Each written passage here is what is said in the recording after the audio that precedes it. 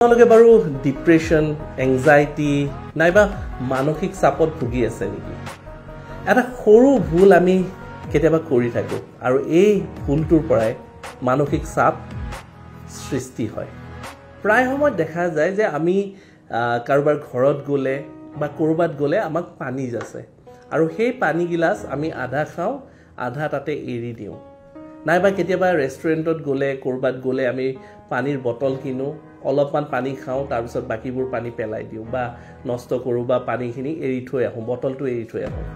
তেনে একেবাৰে নকৰিব, কাৰণ পানী চন্দ্ৰৰ প্ৰতীক আৰু যেতিয়া আমি পানী অপচয় কৰিম বা নষ্ট কৰিম বা ৱেষ্টেজ কৰোঁ তেতিয়াহ'লে চন্দ্ৰ দুৰ্বল হয় আৰু চন্দ্ৰ দুৰ্বল হ'লে মানসিক চাপ বাঢ়িব, ডিপ্ৰেশ্যন বাঢ়িব, এংজাইটি আহিব। সেয়েহে পানী একেবাৰে অপচয় নকৰিব। পানী বটল ক্ৰয় কৰিলে বা কোনোবাই যদি পানী যাচে সম্পূৰ্ণৰূপে পানীখিনি আপোনালোকে যাতে ব্যৱহাৰ কৰে বা খায় তাৰ প্ৰতি লক্ষ্য ৰাখিব। ধন্যবাদ।